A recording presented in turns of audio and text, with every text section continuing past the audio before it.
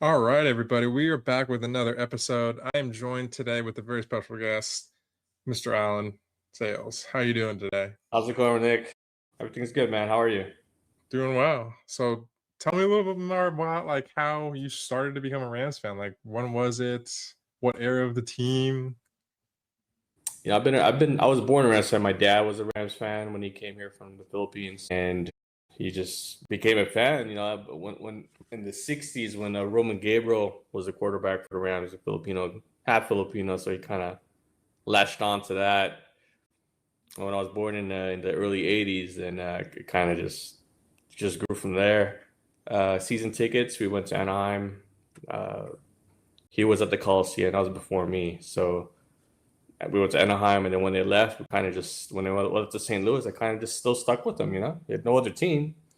My Yeah, pops was still, a fan, so we just kind of just I'm watched sure from you and afar. many other people in Los Angeles did the exact Oh same yeah, thing. there was plenty of us. I mean, we would go to the watch parties still at all the local bars. There's still a good gathering of us.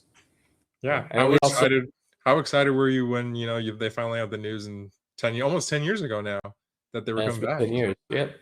I mean, I once I got news that Kroenke bought the remaining share of the team after Rosenblum died, I was like, oh, it's only a matter of time, especially after he bought that land in Inglewood. I was like, oh, they're coming back.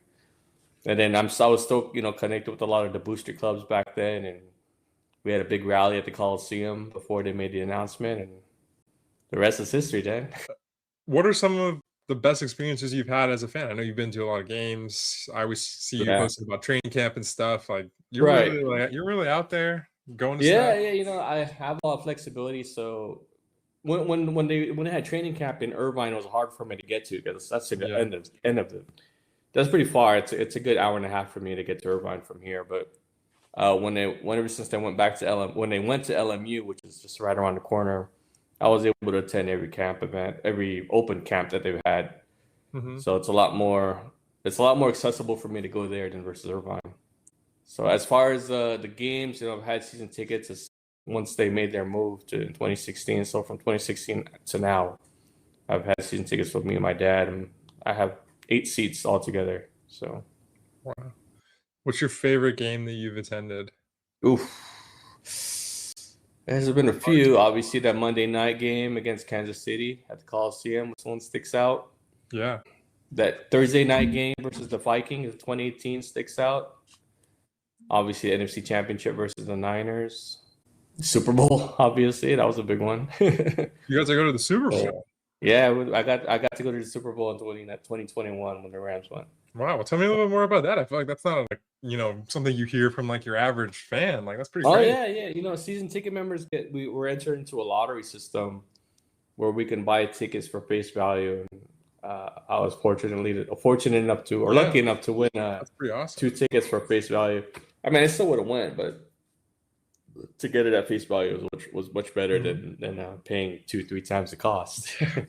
Absolutely. So tell me a little bit more about that experience. I mean, that was an insane Super Bowl. I mean, that feels like It it was was, not too long yeah, ago, but that was yeah. It what, was about five what seasons 4 years, ago almost. yeah, 4 or 5 seasons ago. So that was definitely one to remember because SoFi had just opened that year to Yeah. fans.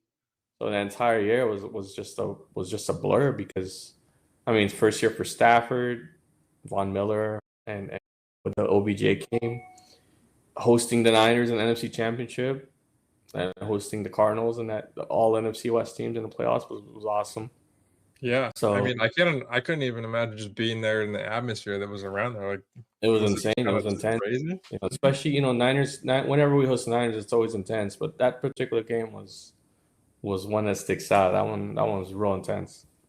Yeah. Would you say you feel more connected to the team now or more than when you were a kid? Because I know I always hear people saying like, they're nostalgic for their team or like, You know, Obviously nostalgia is huge. When I was a kid, they weren't winning a lot of games, in Anaheim.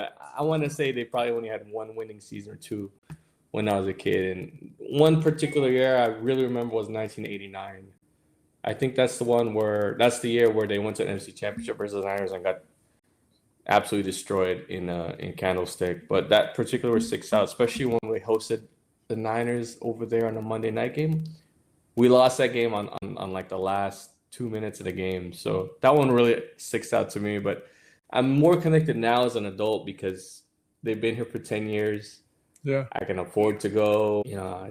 When obviously in St. Louis that entire time I was still a fan, but it was Yeah, it's physically distant and mentally distant. it's different. Yeah, it's different. I mean, I was a fan, but it's hard when you can't attend games or enjoy with a lot of your close friends. But definitely now, now that I'm going to all these events for the Rams when they host off-season events, when they have kids, they have a camp. I have kids, so we're invited to a lot of the events for that. Obviously, training camp, OTAs, all that stuff is great. The games, the perks of being a season ticket member, obviously, is great too.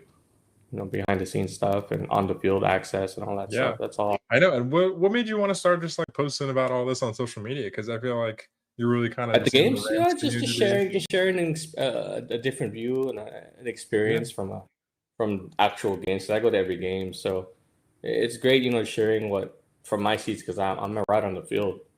So and I'm able to record from whatever I can and share it to all my followers on Twitter. It's awesome. That's the reason we're having this conversation right now. Connect a little bit more with the Rams community this offseason and see what you guys want to see from us. Correct. Yeah. I mean, you have great perks as a season ticket member, and I like to share as long as I can. There's some things I can't post that the team doesn't allow, but whatever I can, I'll share it. Yeah. So right now, what would you say is like your honest assessment of this team? Like, because I feel like they're pretty solid everywhere, top to bottom. There's not like one position you can pick out, and say like that's like the weak spot now. Because I feel like they really kind of addressed most of their needs in the offseason. And I feel like at this point, it's a lot of just like filling in those like depth spots and like also making sure, someone goes down, like they have someone to fill that. Yeah. I mean, right now they're stacked. I think they got like 46 or 47 like solidified roster spots already. Yeah. So whoever they draft will have to definitely earn their position. If I had to guess one that probably they need more depth, it would probably be tackle, linebacker. They could probably use another corner because they only have 3 corners signed right now. Yeah, I think tackle, linebacker, wide receiver, and corner are all positions they can kind of like swing on in the draft, and then eventually those guys can develop and become starters. Just like that's just how well run the organization has been when they could just been able to do that for the last like 5 years. Oh, for sure. I mean, the Rams have been in LA for 10 years. They probably missed the playoffs twice. Yeah, they missed the playoffs twice. It was 2019 and 2022. Yeah. I'm sorry, 3 times. They missed their first year when Jeff Fisher was with us. 2022 after the Super Bowl and 2019. So Sean McVay's only missed the playoffs twice. Right. Which is a crazy thing to say as a head coach. Yeah. Right. We're so the fan base is just so spoiled these days that like all we got to complain about is the uniforms and branding and stuff. Yeah, that's a huge topic as well. All of the other fan bases in the NFL are like, corners suck, or our whole line's terrible, and we're just like uniforms are terrible, man. Speaking of the uniforms, how do you feel about some of the supposed leaked things that have been going around? Yeah, I mean, there's so many leaks, but the funny thing is the team hasn't officially announced anything. They haven't announced logos, uniforms, nothing. Whereas other teams that have debuted something, they've made announcements. Like early, they kind of make it like a big thing, and I'm surprised they haven't really been like leading up. They've been quiet. I mean, so far all I've heard is speculation and rumors. But I am seeing some new merch coming out with an all yellow logo. I saw that draft hat, which is also speculation, but I heard it's pretty confirmed. So I'm not expecting any big things. I mean, maybe some little tweaks to the current uniform sets. Maybe they'll bring back an older logo, but I'm not expecting complete rebrand or anything like that. So yeah, I think they have so much equity like in the I mean, you look at your hat right now, they have so much like merch and stuff printed in that like same style. So I don't feel like they would deviate from it too much, and different merch, and especially if they do like little tiny tweaks, you can still keep all of that same like merch at the same kind of price. Correct. Yeah. So I think that when you look at their uniforms currently, there's a couple things that stand out to me that I personally don't like. I'm sure a lot of people don't like as well, as the name tag patches. Yeah, that's weird. Right. The top 3 for me would be the name tag, obviously the gradient. And then I'm not a fan of the yellow as well. Yeah, It's a little the tint of the yellow is a little bit too light for me, but I mean, yeah. it's not a thing, because it looks good on TV. It looks good in person as well. Yeah, I So, think they can kind of golden up that yellow a little bit more, and I yeah, think that's yeah, a perfectly fine uniform. I don't think they really need to do anything. I heard they're supposedly doing a like rivalry style template, yeah. I mean, that's what I'm hearing too. The horns on the sleeve. which That's a huge the thing. horns on the sleeve seem fine to me. I don't have a Mhm. problem with the horns on the sleeve, but I think that when you look at the uniforms, they're just like they were so close to getting it like perfect, and Yeah, I mean, just a they few could rival tweaks. the Chargers if they do it right. Mhm. I think Yeah, and the because I Chargers mean have they're great uniforms. Yeah. pretty much the same colors. You got pretty much the same like motif of like the Hmm. like designed shoulders Right. on the Yeah. sides and similar colors. And then Hmm. you also have, just the bright like colors as well. It's not like the Right. Steelers where their primary is like a black. So Right, and the same venue, so yeah. they play at SoFi, so blue and yellows are. But they just released that navy set, which looks really sharp for them. So Yeah, Chargers uniforms are looking good as well. That's why I look mhm, at what the Chargers do with all their branding and even on their social media and stuff. I'm like, man, they're just mhm, like that's the one thing they got, all of that kind of yeah, stuff. for sure. And I just think in general too, like the merch can be so much Mhm. better if you kind of lean into more of that like white and blue or like Yeah. even some of the darker colors. Cause I don't think people, love the are in love with like the really bright blue, like just wearing a full Mhm. bright blue. So I Yeah, think you yeah. can have it a little bit more low key and like cool. Mhm. I mean, the Rams they can release an alternate. They don't have an alternate right now. If they get rid of the bone, I guess. But alternate helmet, alternate uniforms would Yeah. probably be good. The rivalry sets were great, but that's not a designated alternate. That's just a Yeah, so Nike. I think the total is 5 total if I'm Hmm. not mistaken, because you have the Right, home, away, alternate, and then the, is it 2 alternates and then the rivalry counts as another right. one? Two alternates in a rivalry. Yeah. So So because the Chargers have 5. right, So I think if they go for it, I think personally that they should go for the blue, hmm, the, Super Bowl ones with the white and the right. yellow. I think they Hmm. should go for a all yellow, and I think they should do the rivalry, obviously, and then maybe an all white, but I feel like that's a little redundant. Yeah, I mean But I they can think use. They don't have white pants right now, yeah. so I think the all white throwback to, like you were saying earlier, the Roman Gabriel days would be it mhm. looks pretty Yeah, the sweet blue when I lines. so That yeah. era, the '60s era. There's still a lot of great. There's still a lot of Rams fans from that era that huge If diehard. you could choose, what would you say you would want the new uniform set to look like? I mean, if I had my way, definitely that's horns on the sleeve, remove the name patch, remove the gradients. I wouldn't. I I would change maybe the tint of the yellow. I don't like the. I don't. I know a lot of people like the colored collar. I'm not a huge fan of that, but I Yeah, think it because the looks old cleaner ones had without that it. too. Yeah, I saw the leaks well, not leaks, but the logo. I mean the Rams word mark. That looks pretty sharp. Yeah, that's not bad. I feel like it was interesting because it's kinda just like the one they use now, and it's just like Right. italicized version of the one they Yeah. use now, which is Pretty much. I mean, it's okay. I do miss the old even the old Los Angeles one that had the horn on the R. Hmm. That one was Yeah, always that pretty was cool. Right. Yeah, that was cool too. So I mean, the Rams are right now. I mean, they're full Super Bowl favorites. I think in odds. yeah. So long as they're healthy, I'm expecting them to have a great year. Super Bowl or bust, in my opinion.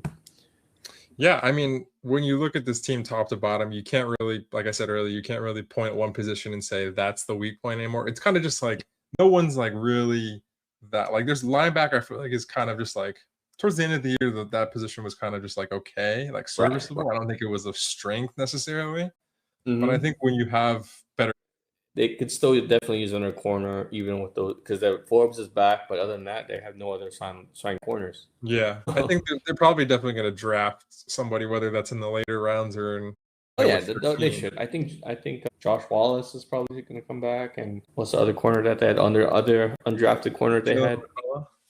Yeah, we'll I see. think that they've got a decent group, and I feel like they're confident in that group right now. But I feel like they're Mhm. at least adding one safety or corner in the draft, Yeah, they should. They should. I mean, they have 7 draft picks, right? something like that. But I think Yeah. when you look at this team, they're comfortable with if they were to start the season today, they would be comfortable with who they have now, and I think Right. that that's an amazing confidence from them. And For sure. I mean, how else could you want it for if you're a fan of a team and just be like, we don't I need to agree. fill any needs in the draft, really. And Kind of fill them and all in I free am agency. expecting them to be aggressive and move up in the later rounds as well. You know, they have 3 7th round picks. I Yeah, could see I them. think this is something that I talked about with some of the guys that I got to had the chance to interview over the summer, and for what the simple question I asked him was like I asked Jarquez Hunter, he was picked in the fourth or fifth round, I think, Right. Yeah. and I was like, how is it that yourself you were in the like later rounds? I asked Jordan Mhm. Whittington this too, or more Spates, Right. and I was like, how is it that you were able to come in here as a later round pick? Not Mhm. really expected to contribute much in your first year. What has the Mhm. coaching staff done for you to be able to come in and eventually start and take upon Right. that starting role? Because those Mhm. that's what happens for most of their draft picks. I mean, Right. the entire linebacker room last year is undrafted guys. So Undrafted, right? And what it is that these players just stand out in camp and in OTAs. It catches the coach's attention. and They've the definitely earned it. response I heard from all of them was pretty simple. It was just like the coaches really believe in you. They want to make sure that they play to Right. your strengths. Like if you say, I don't want to play as much man, they won't make you try and force you to play as much man, which I thought was really interesting. So I Mhm. think when you look at it, they really try to draft guys that are kind of fit into their system, and they Mhm. really just listen to their players and get feedback from their players and say like, "Hey, I Yeah. need this, this, this." And Uh-huh. I don't know why this has worked for them more than it's Mhm. worked for anybody else. I feel like that's a pretty simple thing when it comes to Right. coaching. Just listen to your players and try to put them in the best situations. But Position to win, right? obviously, And it's worked the best for them. right. And I'm expecting a big schematic change as well with the new players that they brought in. I'm expecting more man coverage to be more Yeah. aggressive, blitzing more. Last year was more of a zone, cover 3 type defense that they deployed.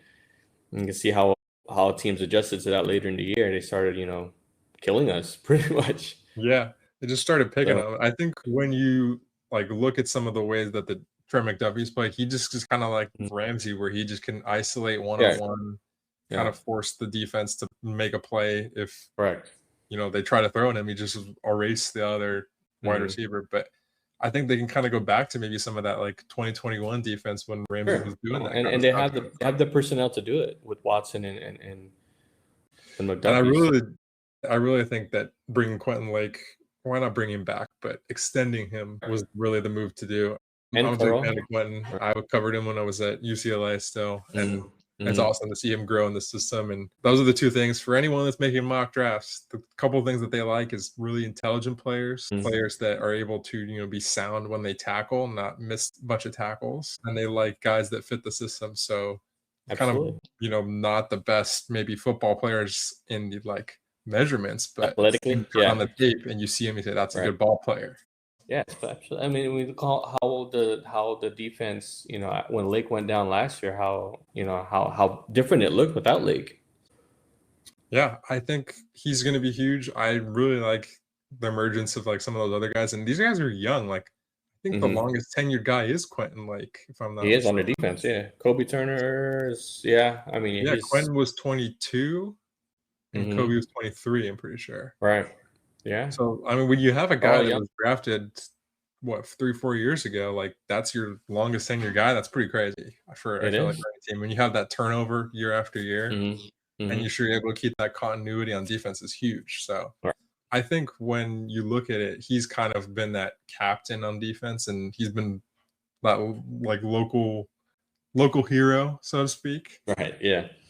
So I think he's gonna have a huge year. I really Hmm. like the way that they've been deploying him in different packages, whether he's moving around, corner, safety, that sort of Hmm. thing. And I Yeah. really hope that they try to just make it so they make you have to isolate Trent McDuffie, and then kind of Correct. they could just play. We don't have to start playing this off coverage anymore. I know that was a huge Hmm. thing for them for the past like Right. 3 or so years because the cornerbacks just weren't as great, so they would just play Right. off coverage. And then what was the Then phrase? There was a phrase they were throwing around. bend don't break. Yeah, that's it. There you go. Yeah. So I Right. think that maybe, they finally can start playing press man. They can start playing like, Correct. you know, Yeah, and then you have you proper have you man have tight coverage coverage and in the back end. The not get defensive line beat. are getting home. Yeah, because then I mean, you look at those sack numbers too this year, and those dipped for everybody. Correct? Yeah.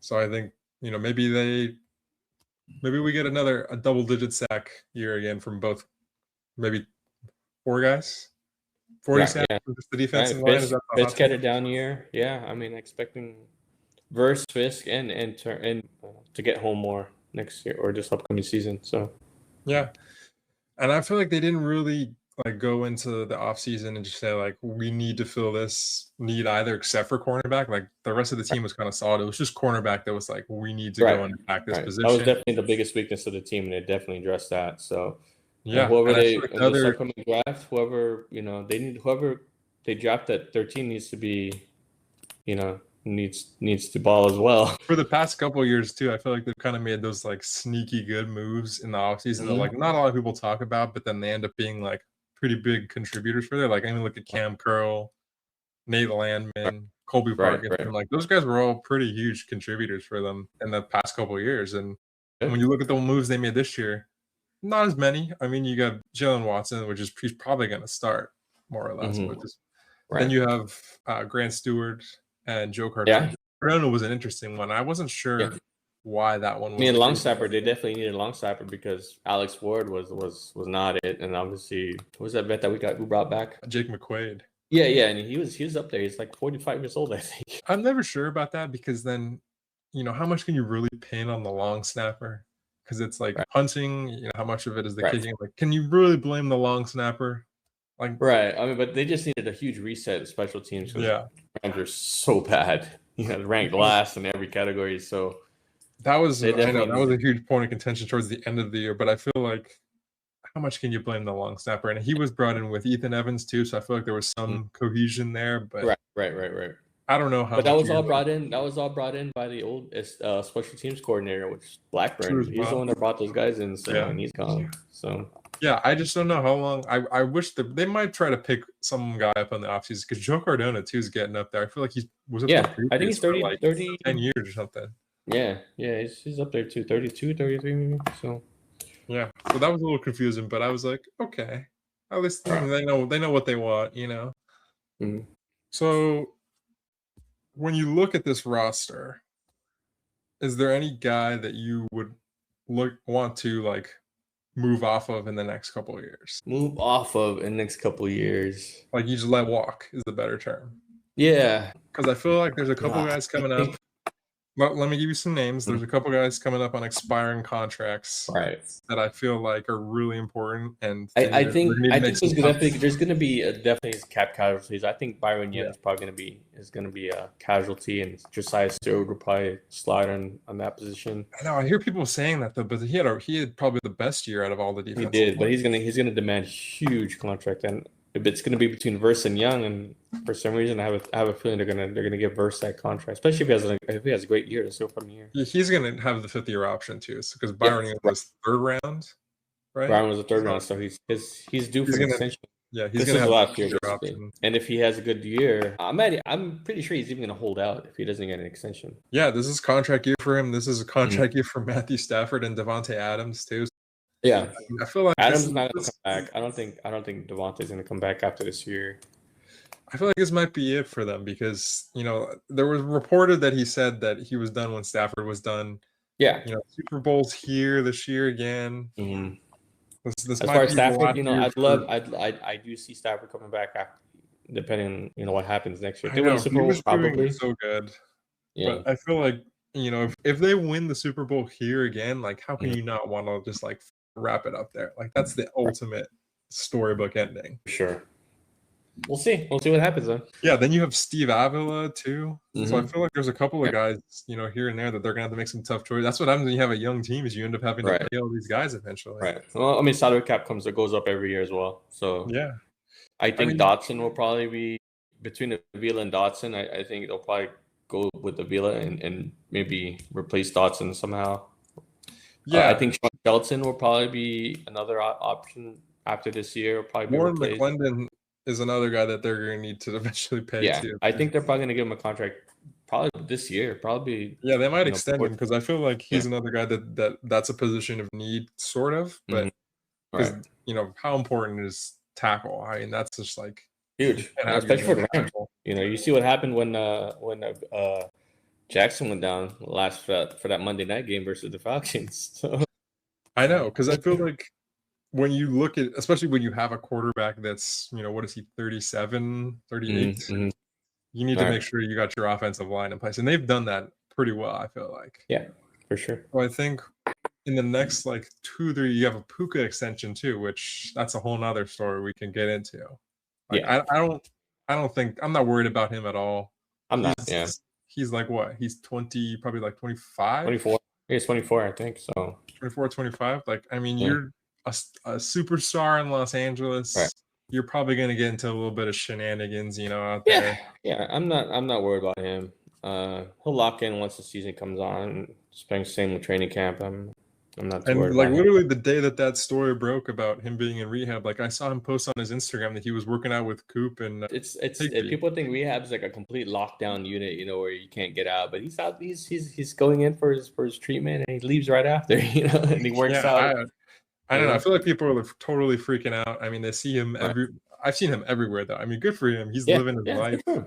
I've seen him Yeah, at NASCAR, WWE, like he's everywhere this he can offseason. live. I mean, it's young. Enjoy yourself. You're locked in during the season. That's all. That's all we ask for. So, That's it. I mean, yeah, got OTAs coming up.